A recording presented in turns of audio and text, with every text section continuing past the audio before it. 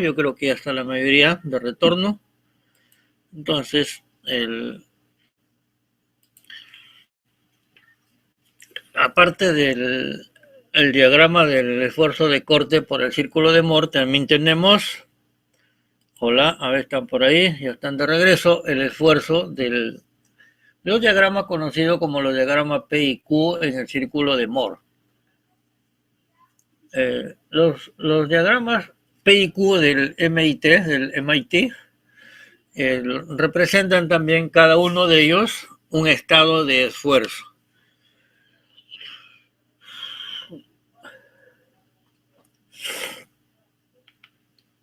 Entonces, los valores de los esfuerzos totales y efectivos, conocidos como los esfuerzos P y Q, serían, por ejemplo, Q es la semisuma de los esfuerzos principales. Y tenemos acá las dos formulitas, ¿no?, que relacionan una con otra. Entonces, conociendo los esfuerzos principal, mayor y menor, podemos pasar al diagrama P y Q. Con la fórmula es muy sencilla, ¿no?, simplemente la semisuma y la semidiferencia.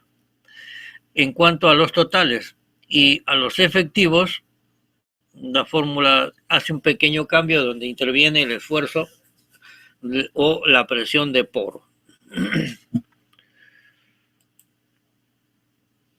Finalmente, el radio del círculo en función de los valores P y Q, que vendrían a ser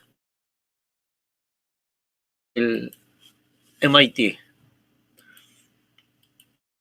Indudablemente que en base a esta teoría ustedes van a hacer la parte práctica me parece que es la profesora Jimena la que está siendo asignada para la parte teórica, parte práctica. Ustedes tienen su horario de la hora que van a hacer la parte de los ejercicios y con quién. ¿Tienen esa información o todavía? ¿Aló? ¿Hola?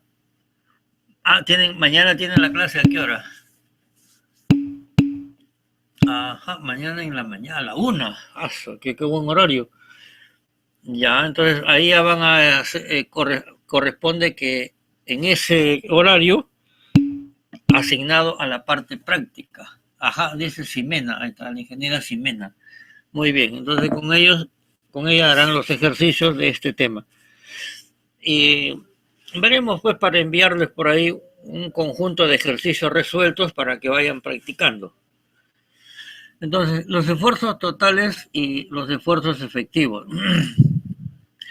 Bien, necesitamos saber para hacer algunas obras dos condiciones. Esas condiciones son casos muy particulares, pero que deben quedar bien claros. Vamos acá, entonces continuamos. Kenji Iga, por favor, ¿estás ahí? Kenji Iga. Abre tu micrófono. Sí, profesor, ¿me escucha? Sí, te escucho, bienvenido, acá estamos. Tenemos que, en el caso de las obras, cuando nosotros queremos hacer diseños, a veces uno escucha y dice, ingeniero, por favor haga un diseño en condición drenada. O en otros momentos se escucha, las cimentaciones tienes que diseñarlo en condiciones no drenadas. Entonces, para entender eso, por favor, ayúdame con la lectura de la condición drenada. Condición drenada. Condición bajo el cual el agua fluye dentro o fuera de la masa del suelo durante el tiempo de aplicación de algún cambio de carga. En la condición drenada, el cambio de carga no causa cambios de la poropresión en los vacíos del suelo, ya que el agua puede fluir libremente cuando el volumen de vacíos aumenta o disminuye en respuesta al cambio de carga. Condición no drenada. Condición bajo el cual no hay flujo de agua dentro o fuera de la masa del suelo durante el tiempo en que el suelo está sujeto a cambios de carga. El cambio de carga causa cambios en la poropresión del suelo porque el agua no puede entrar o salir en respuesta al cambio del volumen de vacíos. Muy bien, muchas gracias. Entonces, mis queridos amigos, tenemos las dos condiciones. La condición drenada quiere decir cuando el agua A tiene libertad de salir o ingresar en el suelo. Entonces, una cosa es diseñar una obra para condiciones drenadas y otra cosa es diseñar una obra para condiciones no drenadas. Recuerda de que entra en juego la presión de poro, la presión del agua. Esto es muy importante saber las condiciones porque al ingeniero le van a preguntar, ingeniero, ¿y el diseño cómo lo vamos a hacer? Entonces, esas, por ejemplo, ¿no? Las condiciones drenadas y no drenadas se pueden ensayar en el laboratorio. En el laboratorio se hacen los ensayos en diferentes condiciones. El primer ensayo, el más conocido, el más clásico, es el ensayo de corte directo.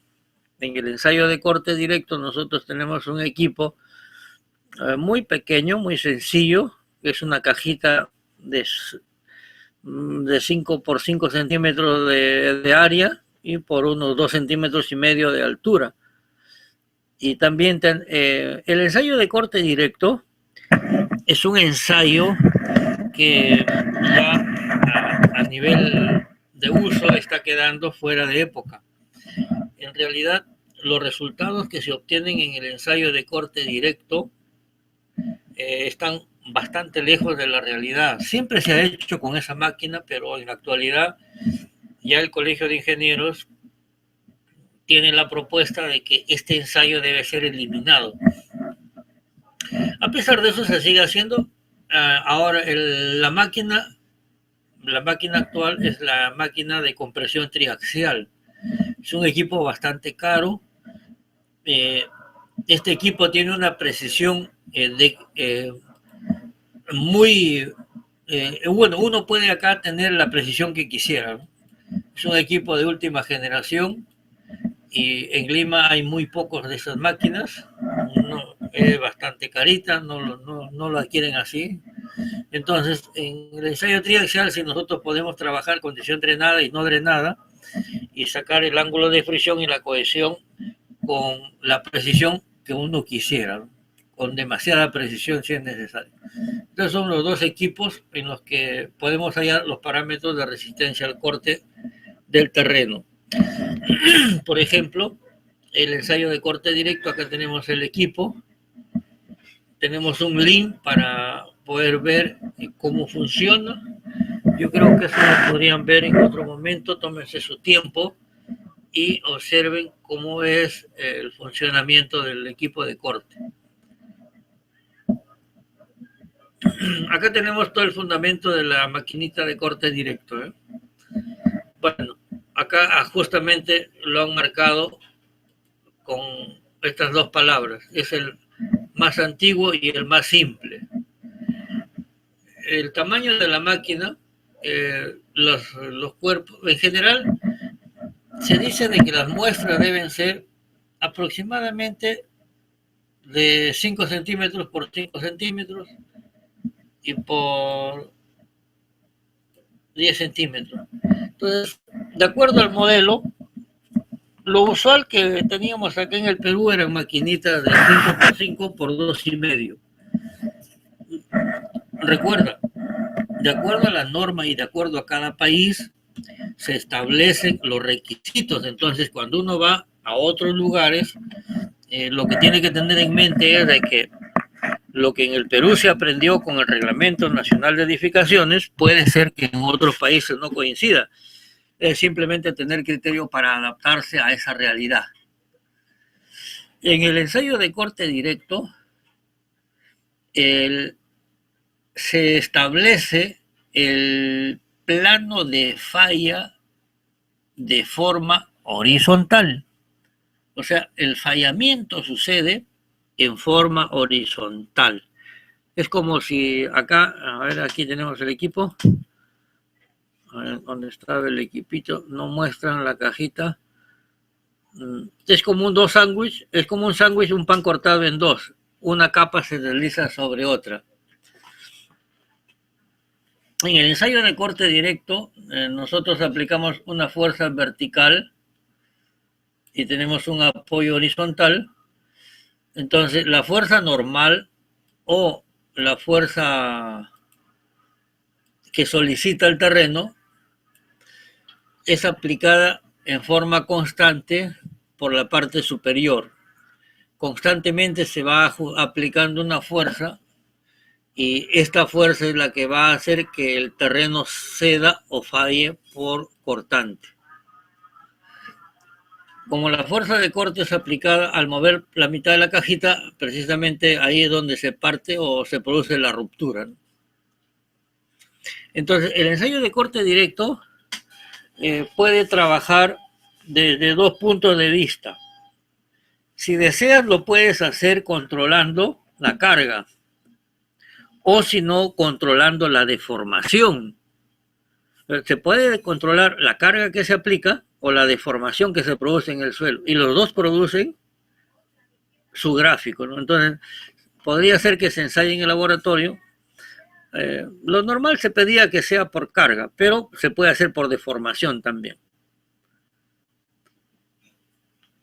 En el caso del ensayo por carga controlada, la fuerza de corte se aplica por incrementos iguales.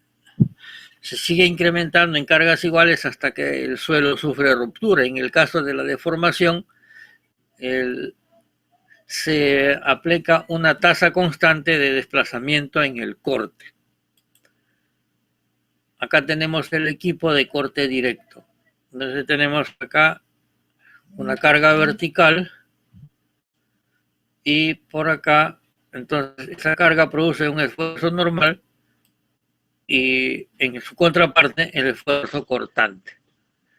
Cuando esto se desliza, ahí se produce la medición del esfuerzo de corte de falla.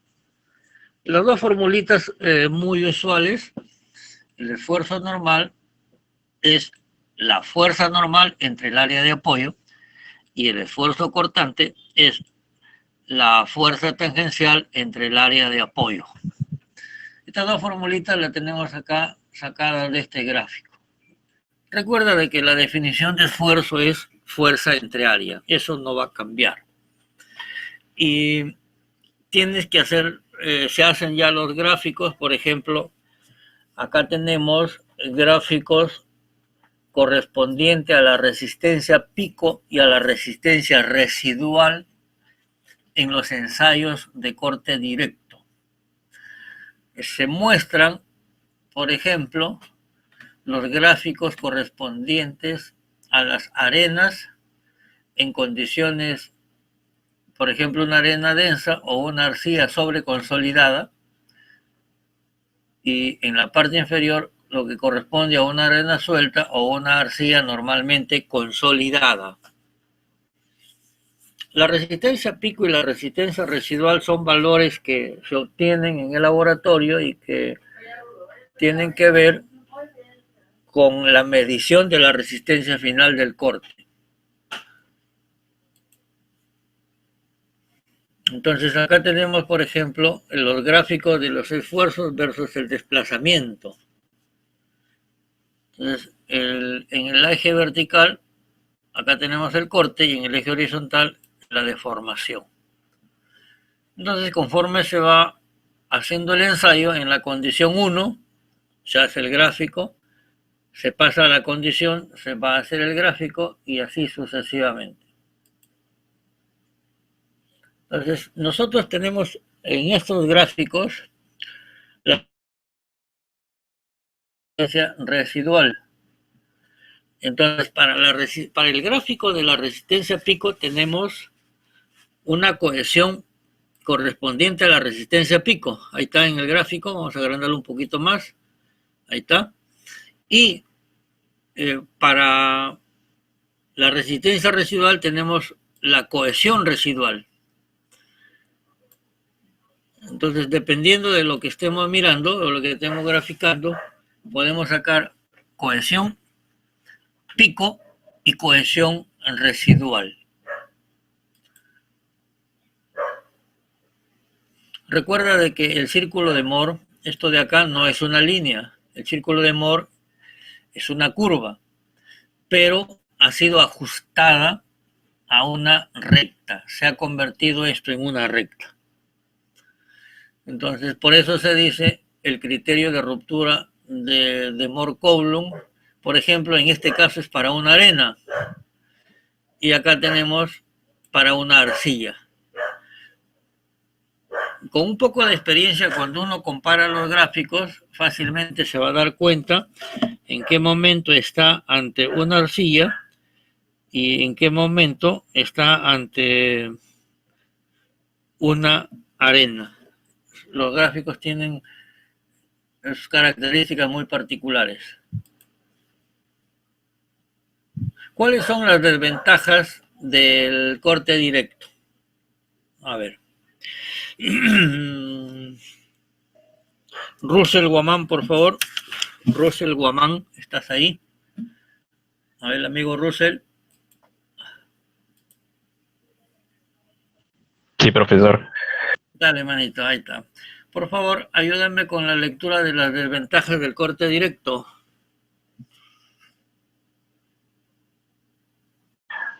Desventajas. No se tiene el control sobre el drenaje.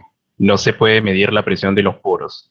Por lo tanto, el ensayo debe ejecutar muy lentamente para evitar inducir corte debido a la presión de poros. En este caso, la sumatoria de la presión de poros es igual a 0 y la presión efectiva es igual a la presión total. El plano de corte en predeterminado, el suelo no puede fallar donde quiere, sino donde debe fallar en el plano horizontal. El estado de tensión en el plano de falla es más complicado que el modelo simple mostrado. No se puede medir la deformación. No se conoce el estado esfuerzo de formación. Gracias. Entonces, miren, mis queridos amigos, en este caso, el corte directo tiene sus desventajas. En un ensayo de corte directo tenemos problemas para medir la presión del agua. Por lo tanto, se considera de que la presión de agua es 0 y el esfuerzo efectivo sería igual al esfuerzo total. Entonces, el ensayo de corte directo no se permite medir la deformación.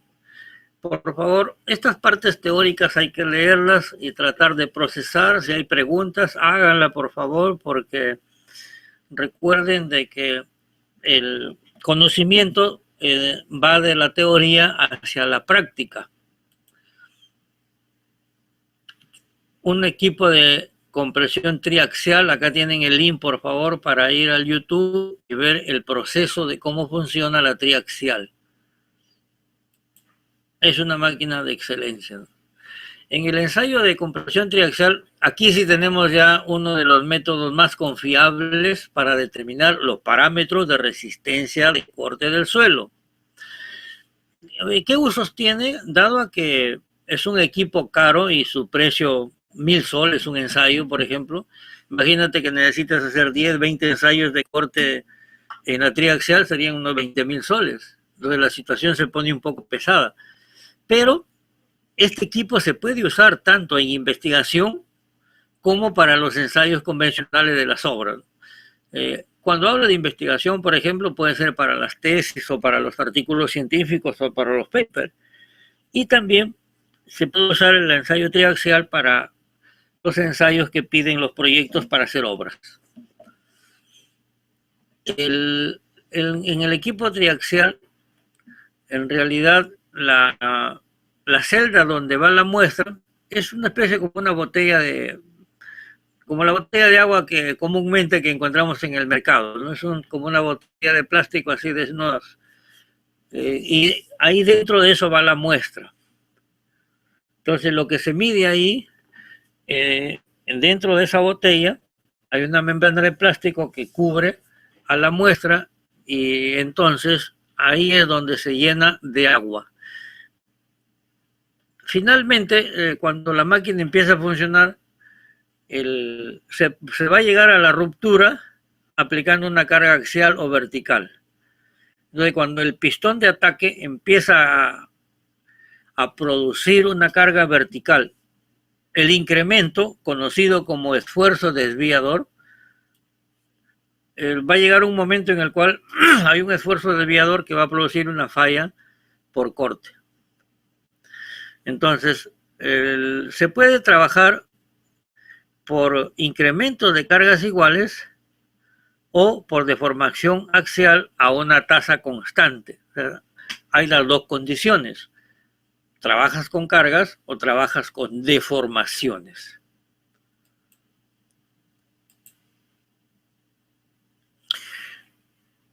El proceso de cómo es la compresión triaxial, acá se ha narrado paso a paso cómo es el proceso del trabajo de la máquina triaxial.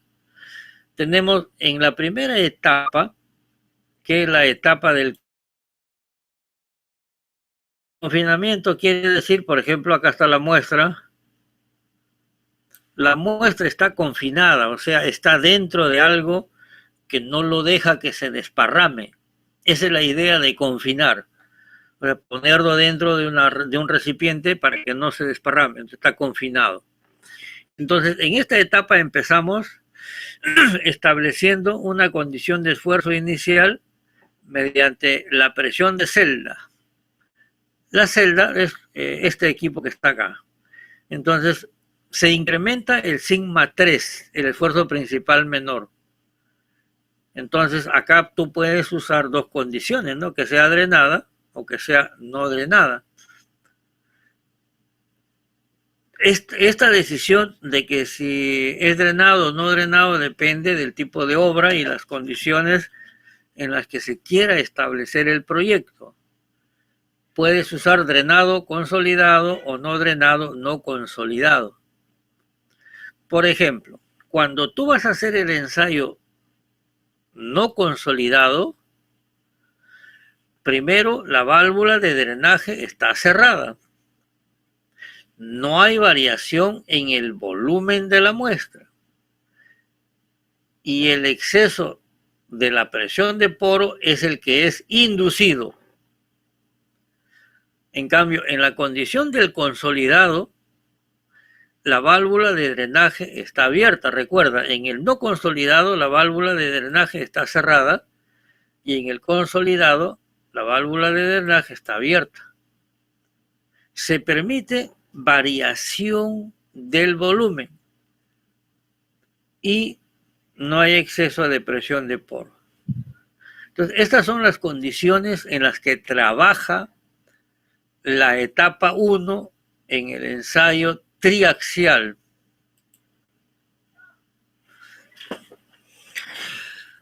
En la etapa del 1, que es la etapa del confinamiento, esta etapa es muy importante porque aquí se ve la respuesta de las muestras aproximadamente muy cercana a como resulta en el campo.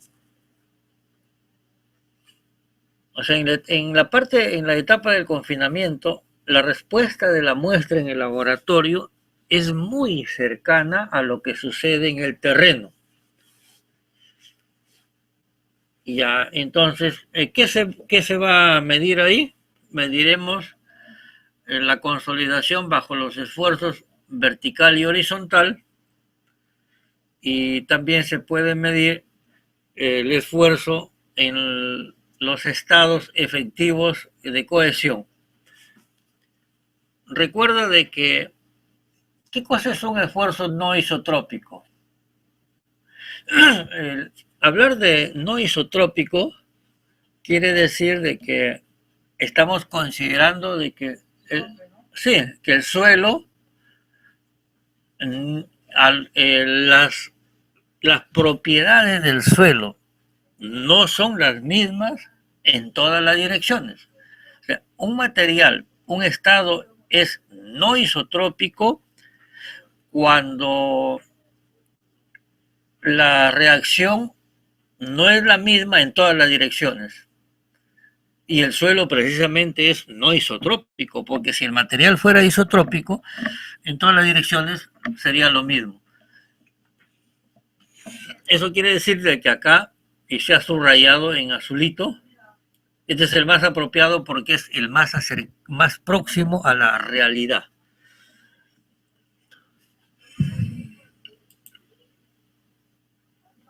Este es el gráfico de la etapa 1 del confinamiento en el plano PQ. Tenemos acá el gráfico teórico. En la segunda etapa, en la compresión triaxial, que vendría a ser la etapa ya, la primera es confinar el material con un esfuerzo vertical sigma 3. En la etapa 2 es la etapa del corte. Acá también existen dos condiciones, que puede ser drenado y no drenado. ¿Cómo? Para que el material se corte, lo que se tiene que hacer es lo siguiente. A través de esta manivela o este pistón de ataque, se induce un esfuerzo desviador, el delta sigma, ¿no? El delta sigma. Acá se aumenta un esfuerzo desviador hasta que el material llegue a la ruptura. Entonces, puede ser drenado o no drenado. En la condición drenada, recuerda que la válvula de drenaje tiene que estar abierta. Drenado significa que el agua se ha ido. Entonces tiene que tener la válvula abierta. Y como el agua se va yendo, no hay exceso de poro. En cambio, en la etapa 2 de corte para el no drenado, la válvula para el drenaje hay que cerrarlo. No hay variación de volumen porque el agua permanece y se induce a un exceso de presión de poro. Como esto está no drenado, cuando tú presiones con el esfuerzo desviador, va a haber una inducción a que haya un exceso de presión de poro. Tenemos entonces la etapa 1 de confinamiento, el sigma 3, y en la etapa 2, la etapa de corte, el sigma 3 ha sido incrementado en un esfuerzo desviador. Entonces, el sigma 3 más un esfuerzo desviador. O sea, esa es la carga excesiva que uno le aplica para que se produzca la ruptura.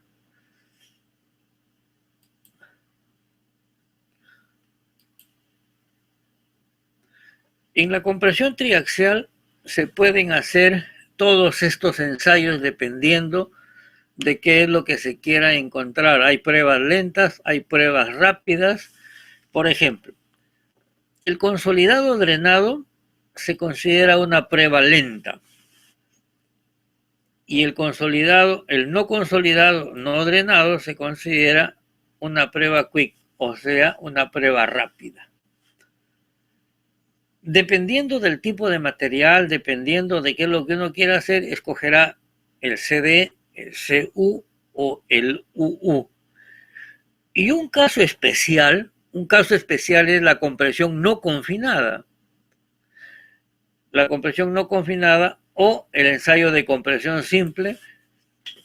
Ese ensayo de compresión simple lo hicieron cuando llevaron el curso de tecnología del concreto, cuando a una probeta de concreto lo sometieron a rotura para medir su resistencia. En ese caso de la probeta de concreto midieron la resistencia a la compresión. Y hay una similitud, porque acá el ensayo es el mismo. En este caso, el esfuerzo principal mayor es 0.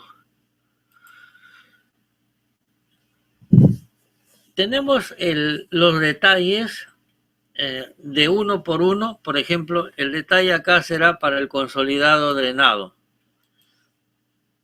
En cuanto al consolidado drenado, se tiene la etapa 1 y la etapa 2 con sus respectivos gráficos.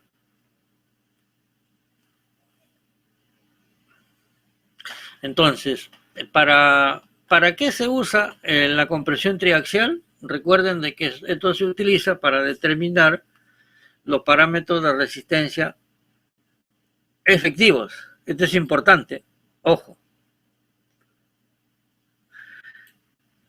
el ensayo de compresión triaxial consolidado drenado se utiliza para determinar los parámetros drenados o efectivos. Drenados quiere decir cuando el agua se ha ido, cuyo sinónimo es efectivo. Recuerda de que el efectivo, el sigma prima es igual al total menos los poros. Aquí se nota que el agua se ha ido. Entonces, si aquí el agua se ha ido, nos quedamos con el efectivo, ¿no? Al total le estoy quitando el poro. Entonces, CD triaxial se utiliza para sacar el parámetro drenado. Hay que estar atentos a esas condiciones cuando haya cálculo, porque no te van a decir qué cosa vas a obtener con tal o cual ensayo. Tú tienes que determinar con cuál ensayo se va a hacer y qué es lo que vas a obtener, si es drenado o no drenado, si es efectivo o es total. Entonces, tiene sus dos etapas, igual que lo que se aplicó el anterior. Las etapas son exactamente las mismas, ¿no?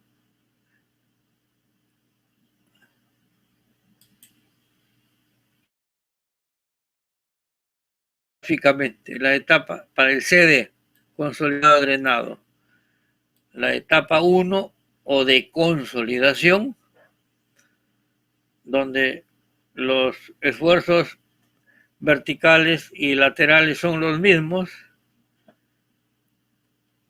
Y acá el señor Skempton, por ejemplo, este dato es muy importante. Skempton propuso un parámetro, el parámetro de poropresión de Skempton. Si mal no recuerdo, el ciclo pasado hubo una pregunta sobre eso, ¿no? Después me comentaron de que me decían, ¿qué es eso? ¿Qué cosa es Skempton? ¿Por qué apareció como pregunta?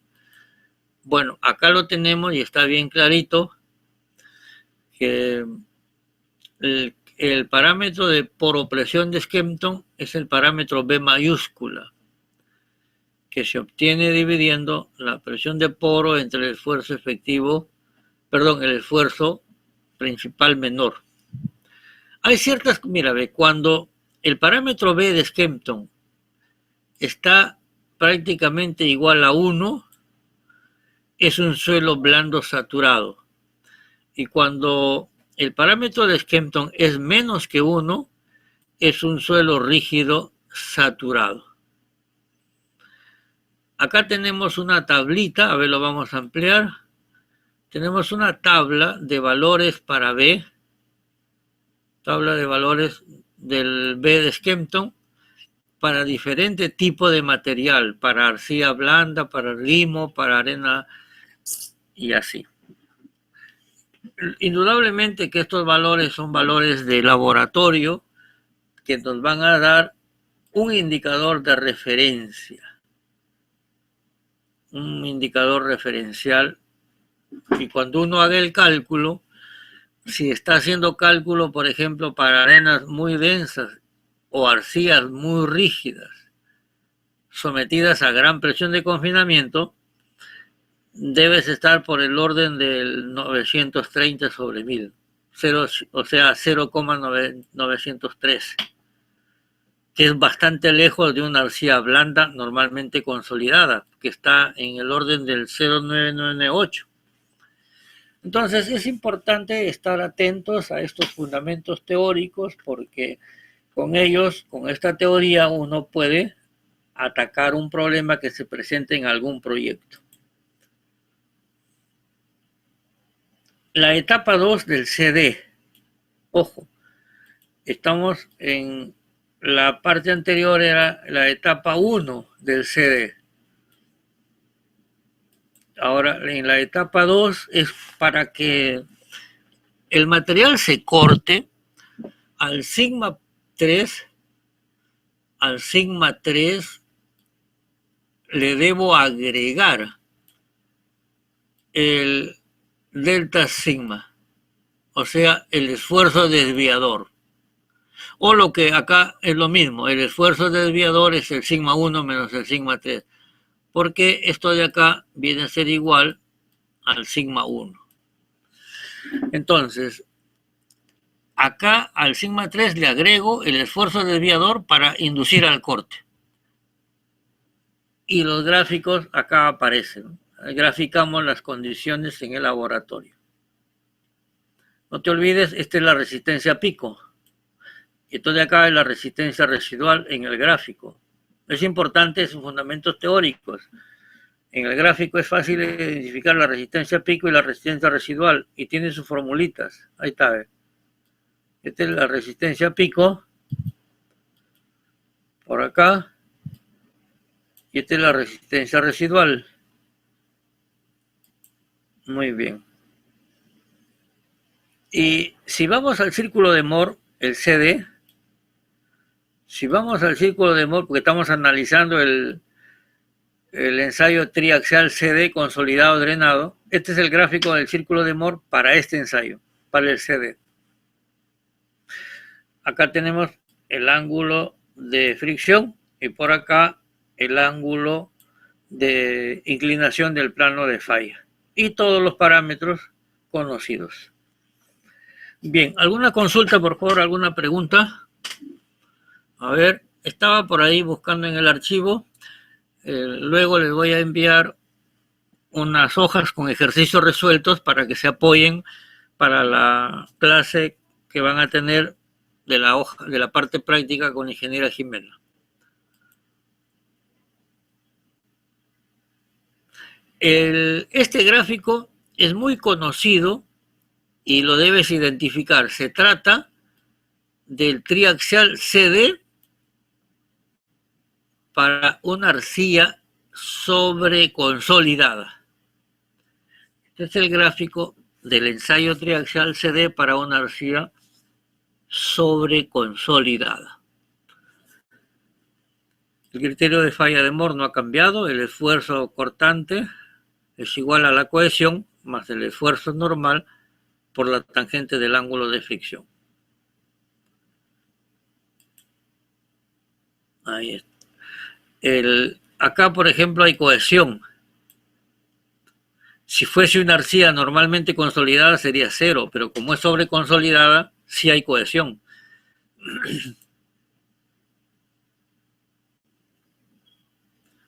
Y tenemos las fórmulas correspondientes a la compresión triaxial CD para una arcilla sobreconsolidada.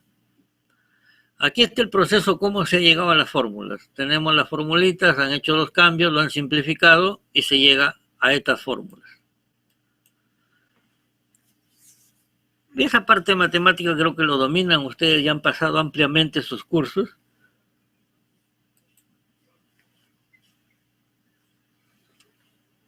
Y tenemos los parámetros de resistencia del ensayo CD para una arcilla normalmente consolidada. La anterior era, recuerda, esta es la arcilla sobreconsolidada y acá tenemos una arcilla normalmente consolidada.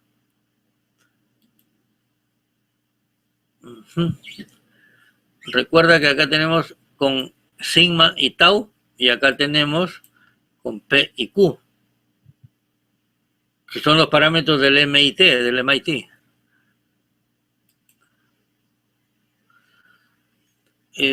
Finalmente, estas son las condiciones, cómo trabaja el terreno en condición triaxial CD.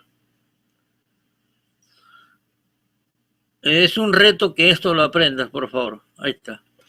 Este es un reto que aprendas